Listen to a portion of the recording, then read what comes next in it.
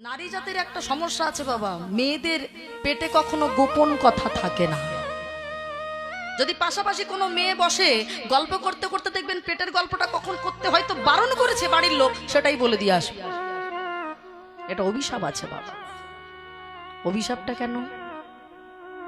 এটা হয়তো শুনে মজা লাগলো যে আমাদের হ্যাঁ পেটের কথা আমরা রাখতে পারি না, মেয়েদের পেটে গোপন কথা থাকে না, এটা শুনে হয়তো মজা লাগতে পারে। মজার ঘটনা নয় মা, এটাও বড় দুঃখেরই কথা। এই মেয়েদের পেটে যে গোপন কথা থাকে না তার একটাই কারণ ছিল মা কুন্তী। মা কুন্তী কুমারী অবস্থায় এই যুধিষ্ঠির, ভীম, অর্জুন, নকুল, সহদেব এরা হওয়ার আগে কুমারী অবস্থায় একটা সন্তান ধারণ করেছিল গর্ভে। নামটা কি বলেন তো? দেখেছেন আমার মায়েরা কত বড় ভক্ত দেখুন। সত্যি কীর্তন আপনারা শোনেন, পশ্চিম মেদিনীপুরের মাটি কখনো না ধন্য হয়ে পারে? হ্যাঁ, মাটিটা ঠিক কিন্তু খাঁটি আছে বাবা। মাটি খাঁটি, মাটি খাঁটি হলে যেমন ফসল ভালো হয়, তেমন এই মাটি যদি খাঁটি হয় তাহলে সন্তানের মতো ফসলটাও ভালো হবে বাবা। হ্যাঁ, তা ওই যে বাবা দুর্বাসা মুনি একবার আশীর্বাদ করেছিল কেন না, কুন্তী যখন 100টা অন্ন ব্যঞ্জন সাজিয়ে দুর্বাসা মুনিকে সেবা দিয়েছিল, একটু পরীক্ষা করবার জন্য একটা বাটি লুকিয়ে দিয়েছিল বাবা। তখন দুর্বাসা মুনি যখন কুন্তীকে পরীক্ষা করতে চাইছে, মা কুন্তী তাড়াতাড়ি ভাবলেন সেবায় কখনো তো ব্যাঘাত হতে পারে না। নিজের বক্ষের উপরে ওই গরম পরমান্ন মানে পায়েস, গরম পরমান্নটা নিজের বক্ষে ঢেলে দুর্বাসা মুনিকে বলেছিল, মুনি ঠাকুর আপনি সেবা করুন। দুর্বাসা মুনি চমকে উঠলেন, এ কি করলে মা? আজকে বৈষ্ণব সেবা দিতে গিয়ে নিজের বক্ষের উপরে তুমি গরম পায়েস রাখলে। দেখেছেন মা, প্রকৃত বৈষ্ণব যদি আপনার বাড়িতে যায়, আপনাদের আমাদের এটাই কর্তব্য উচিত মা, সুন্দরভাবে তার সেবা দেওয়া।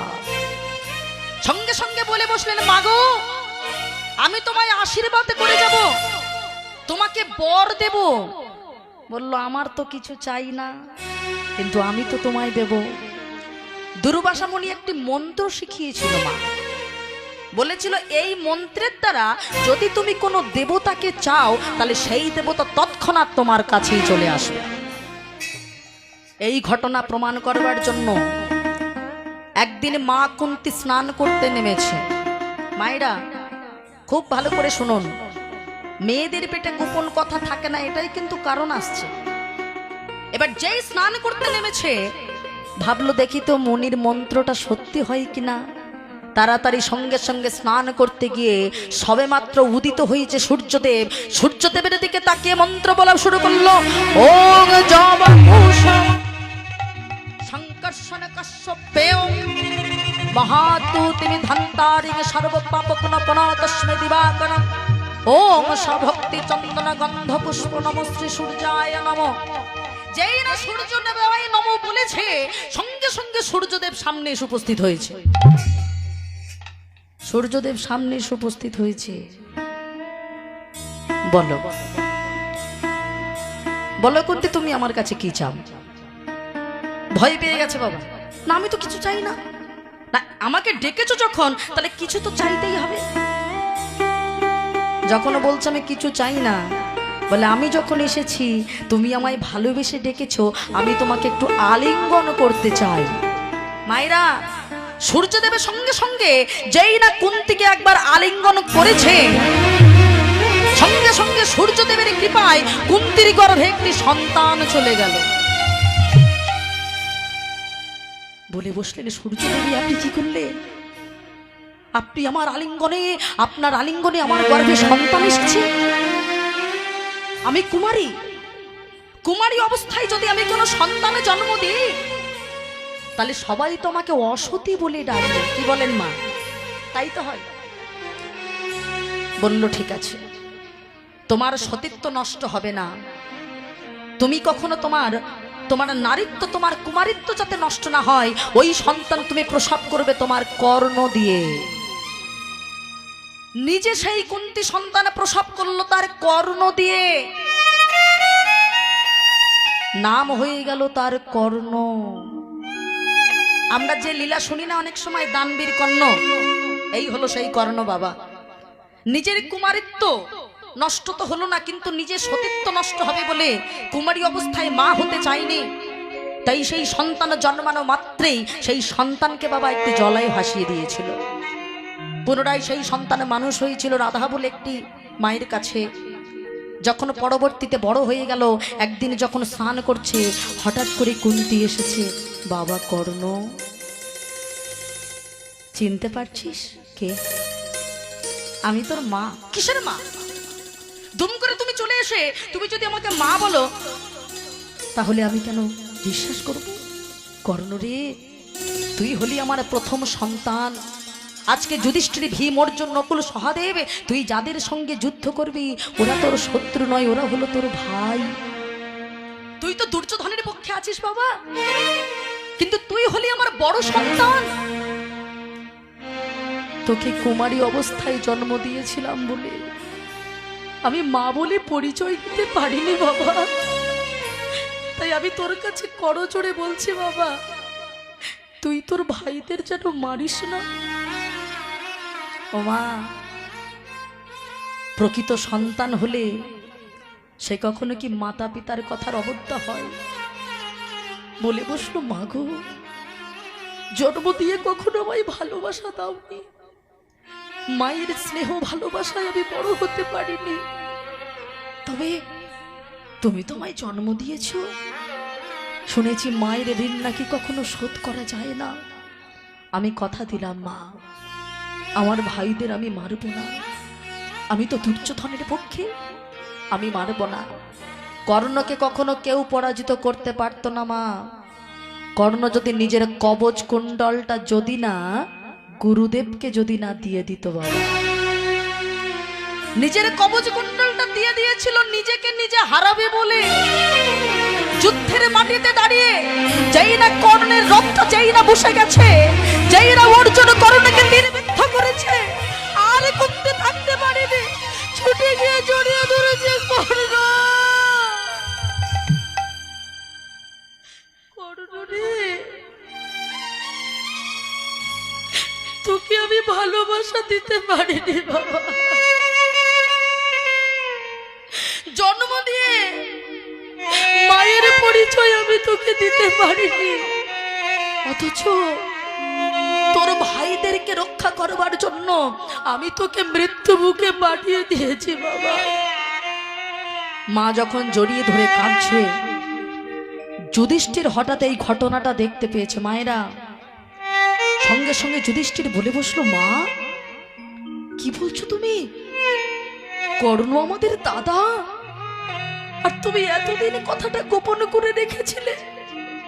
আজ যদি তুমি মা হয়ে এই কথাটাকে যদি গোপন না করতে, তাহলে ভাই হয়ে কখনো আর এক ভাইকে কখনো তীরবিদ্ধ আমরা করতাম না।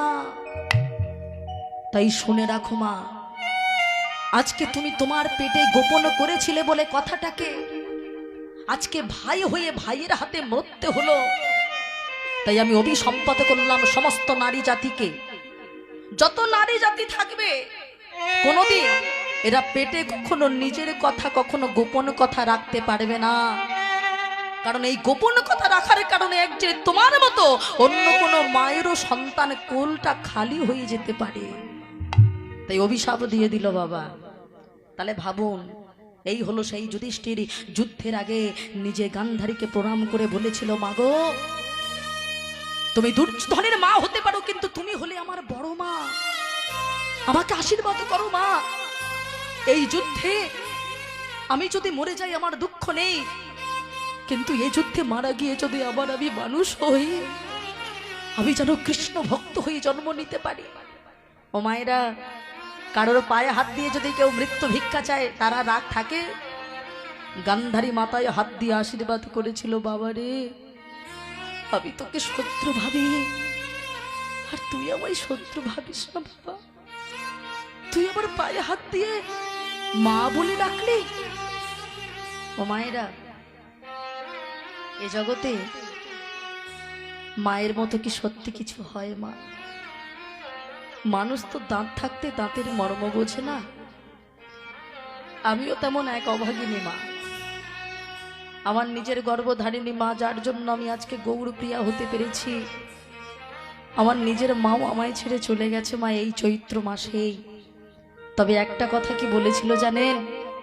শোনো মা, সারা জীবন হয়তো আমি থাকবো না, কিন্তু যে কীর্তন আমি তোমায় শিখিয়ে যাব, যার মাধ্যমে তুমি অনেক অনেক বাবা মাকে তুমি খুঁজে পাবে, যারা তোমায় নিঃস্বার্থে ভালোবাসবে। ও মায়েরা, আমার এই বাবা মায়েরা যে বসে আছেন, আমাকে ভালোবেসে, আমার গোবিন্দকে ভালোবেসে, বলেন তো আপনাদের কি আমার প্রতি সত্যি কোনো স্বার্থের ভালোবাসা আছে? এই নিঃস্বার্থের ভালোবাসা পিতামাতা ছাড়া তো হয় না বাবা। আজকে যে হারাই সেই বোঝে যন্ত্রণাটা। আমার মা তো আমার কাছে সারা জীবনের মতো চলে গেছে বাবা। তা যে হারিয়েছে সেই বুঝবে কষ্ট। তাই গান্ধারী বলে বসলো, ওরে যুধিষ্ঠির, তুই আমাকে মা বলে ডেকেছিস, আমি তোর মাথায় হাত দিয়ে আশীর্বাদ করছি বাবা। এই যুদ্ধের পরিণতি হবে, ধর্মপক্ষের হবে জয়, অধর্মের হবে নিশ্চিত পরাজয়। নিতাই গৌর হরি বল, হরি বল। গান্ধারী খুব ভালো করে জানতো তার 100টা ছেলে অধর্মের হয়ে লড়াই করছে, ধর্মের হয়ে লড়াই করছে পঞ্চপাণ্ডব। তা সত্ত্বেও মুখ থেকে আশীর্বাদটা বার হয়ে গেল, ধর্মের হবে জয়, অধর্মের হবে পরাজয়। যেই না চলে যাচ্ছে, ভগবান পিছনে দাঁড়িয়ে দাঁড়িয়ে মুচকে মুচকে হাসছে আর বলছে, যুধিষ্ঠির, আমি জানতাম আমি সব থেকে বেশি বুদ্ধিমান, তুমি দেখছি আমার থেকেও বেশি বুদ্ধিমান। আরে বাবা, সবাই তো পরীক্ষা দিয়ে পাস করে, তুমি কিছুটা পরীক্ষাই দিলে না, অথচ তোমার পাস হয়ে গেছে।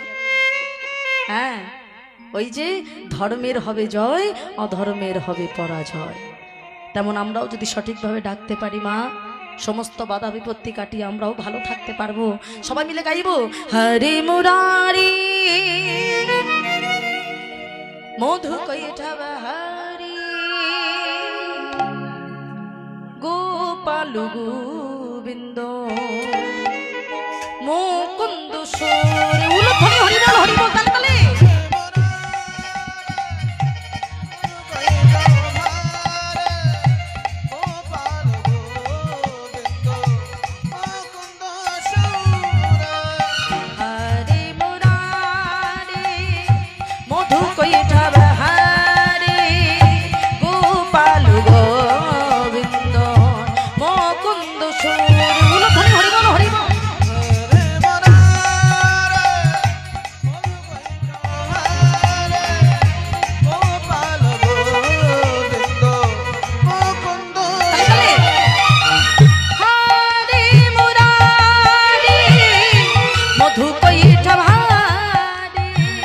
গোপাল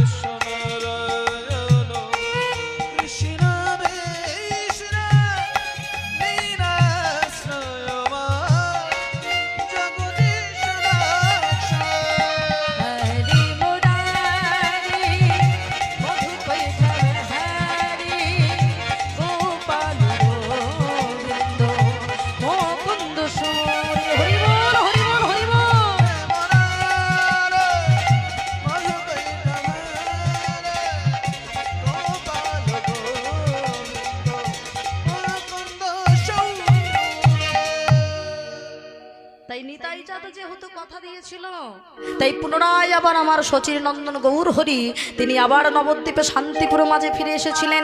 তারপরে শ্রীকৃষ্ণ চৈতন্য মহাপ্রভু নাম নিয়ে তিনি আবার চলে গেলেন। তাই শ্রীনন্দের নন্দন হরি ব্রজলীলা সাঙ্গ করি তারা করে আইলেন মথুরাপুরী, কংস ধ্বংস করি ছলে দেবগিরি পাষাণে মুক্ত কইলে আসিয়া বসিল প্রভাসের কোলে। বাসুদেব ঘোষী কহে এইবার লীলা ও প্রকাশ ও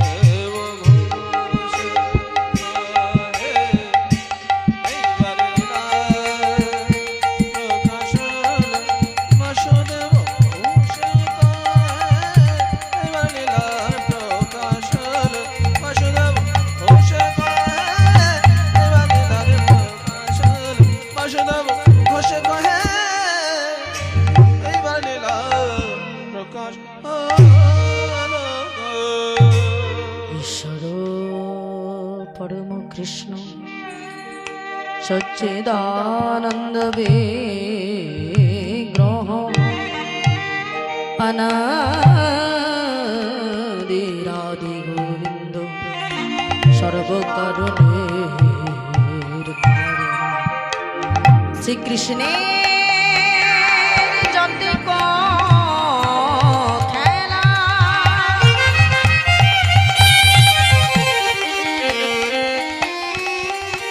সর্বোত্তম নরলীলা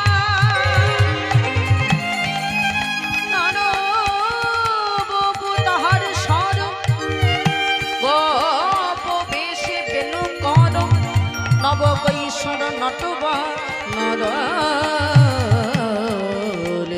হয় মানব রূপে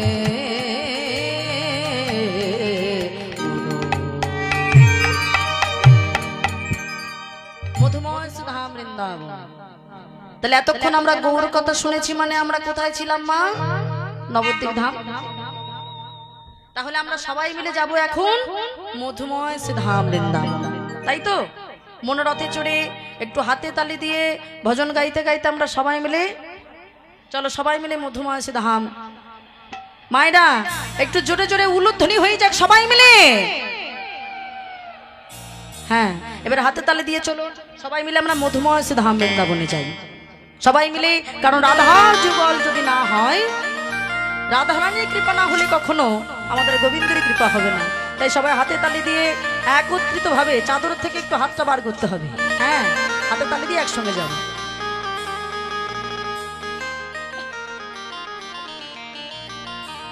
চলো রে মন বৃন্দাবন কি ধাম,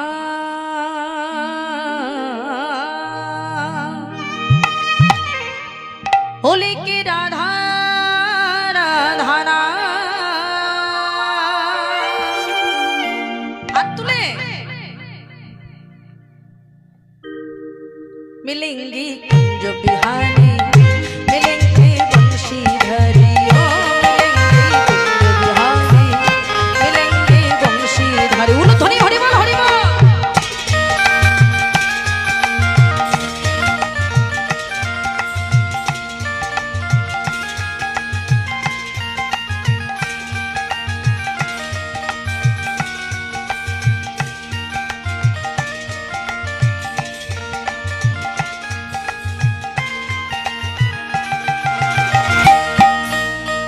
चलो रे मन वृंदावन की धाम,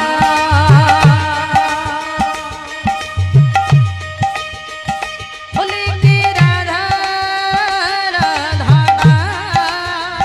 मिलेंगी कुंज बिहारी, मिलेंगे बंशीधरी, ओ मिलेंगे कुंज बिहारी,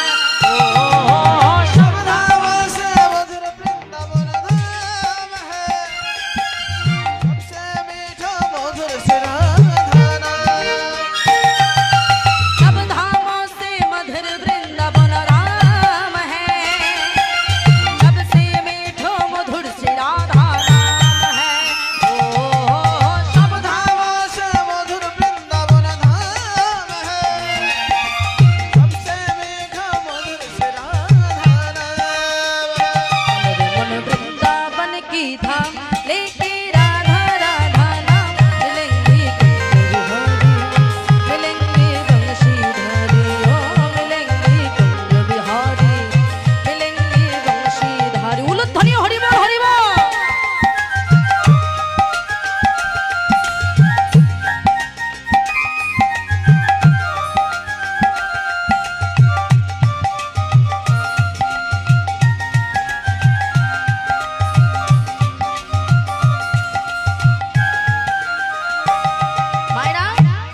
আমরা বৃন্দাবনে গিয়ে কি করি?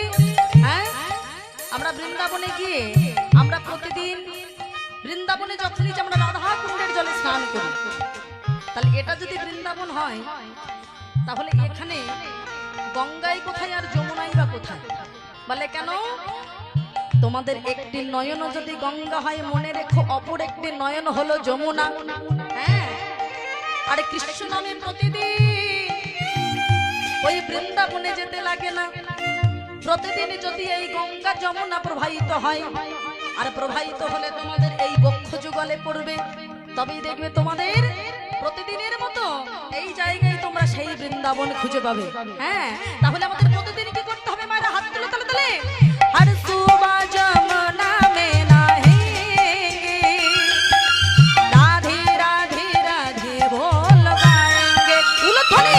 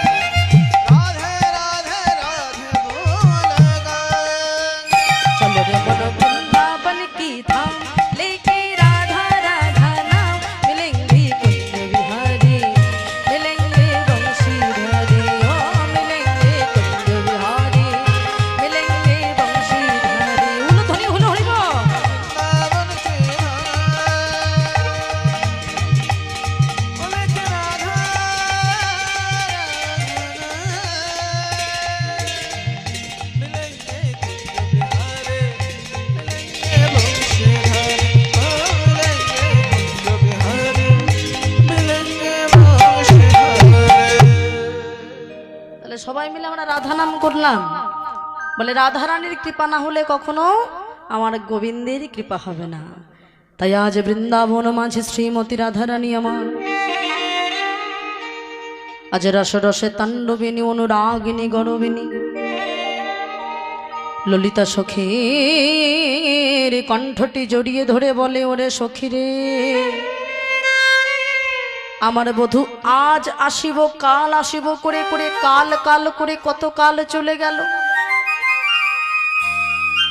মাস মাস করে কত মাস চলে গেল, বছর বছর করে কত বছর চলে গেল। মায়েরা, রাধারানী এমন ঘরে থাকতেন যে ঘরে থেকে কৃষ্ণ কথা শোনাও মানা বলাও মানা। তাহলে ভাবুন, তাহলে সেটা কেমন ভাবে বলতে হবে? রাধারানী বলছো দেখুন, একটু ঘুরিয়ে ঘুরিয়ে বলছে, সখীরে পাঁচে পঞ্চগুণ সিন্ধু বিন্দু তাহে তিথি ততি হরণই কেল এতক বলিয়া মাধব চলিয়া গেল পুনতিষ্ঠতি নাহি ভেল। মানেটা কি দাঁড়ালো? সোজা করে বললে দেখবেন বোঝা গেল। পাঁচকে পাঁচ দিয়ে যদি গুণ করা হয় তাহলে পাঁচ পাঁচে কত হবে মায়েরা? 25। এবার বলছে সিন্ধু মানে সমুদ্র। তাহলে আমরা একে চন্দ্র দুয়ে পক্ষে গুলো বলতে বলতে কতই সমুদ্র বলি? হ্যাঁ, 7 সমুদ্র। এবার বলছে তারপরে দিতে হবে একটা বিন্দু, বিন্দু মানে শূন্য। তাহলে 7-এর পরে যদি একটা শূন্য দেওয়া হয় কত হবে মায়েরা? 70। আর ওদিকে কত বললাম? 5 5 25। তাহলে এই 70 আর 25 কত দাঁড়ালো? 95। বাবারও অঙ্কে খুব ভালো, খুব জোরে জোরে বলছে আর কি। আমি তো অঙ্কে মোটেও ভালো ছিলাম না, শুনে শুনে বলে দিচ্ছি। তাহলে এই হলো 95। এবার আমাদের কটা পক্ষ আছে মা? দুটি করে পক্ষ, তার ভিতর থেকে যদি একটি পক্ষ বাদ দেওয়া হয়, আমাদের কতদিনে একটি পক্ষ হয়? 15 দিনে। এবার 95 থেকে যদি 15 বাদ দেওয়া হয় তাহলে কত হয়? 80। রাধারানী ওটাই বলছে, 80 বলে কালা গেল মধুপুরে, সে কালের আর কত বাকি আসে বলে কালা গেল মধুপুরে,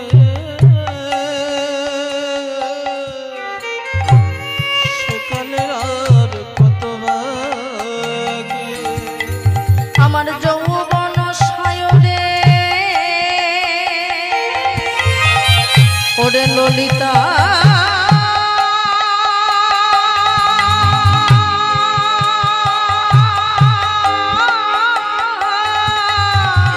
ওরে বিশাখা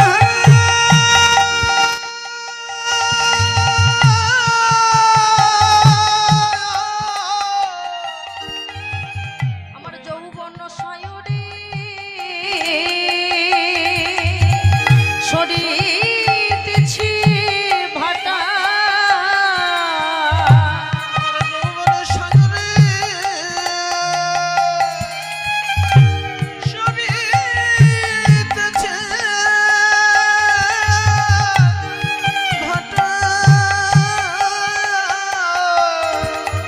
আমি তাহারে কেমনে রাখি, তাহারে কেমনে রাখি।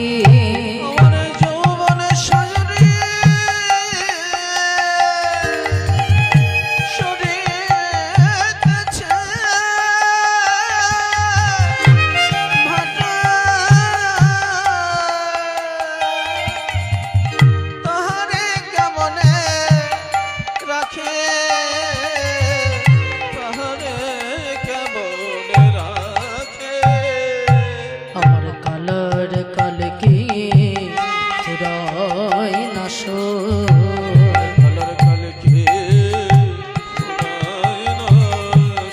আমার কালার কালকে এতই বড়, কালার কালকে ফুরায় না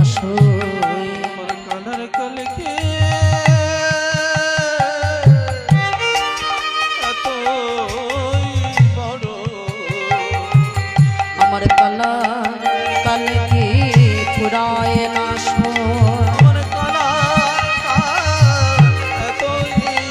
আমার কালার কালকে ফুরায় না হৃদয় গৌর হরি বল হরি বল হরি বল।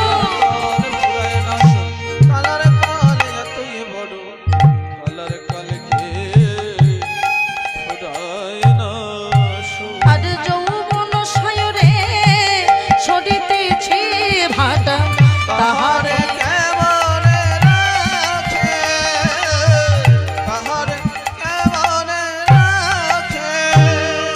ওরে সখীরে বায়স অজানবে তনু মোর জড় জড় গিয়ে ভেল পাল পরাণ।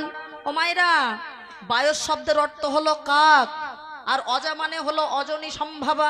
ওরে শোন শোন, আমি যখনই কাকের ধ্বনি শুনি মনে হয় বোধহয় আমার কানাই কোথায় বলি, যখনই কোকিলের ধ্বনি শুনি মনে হয় আমার কানাই কোথায়। দেখুন রাধারানী কত বড় ভক্ত, ভক্ত যদি না হতো বাবা এরকম ভাবে বর্ণনা দিতে পারতো? কি বলেন মা? প্রকৃত ভক্তের এই গুণ হলো, দেখবেন অন্তরে যদি কেউ কাউকে ভালোবাসে সে সর্বদাই তাকে নিয়েই চিন্তাটা করে, করে কিনা? তবে মায়েরা, মানুষেরই ভালোবাসা, আপনি সংসারে অনেক পরিশ্রম করেন, অনেক খেটে দিচ্ছেন, কিন্তু সেই ভালোবাসা কতদিন সীমিত?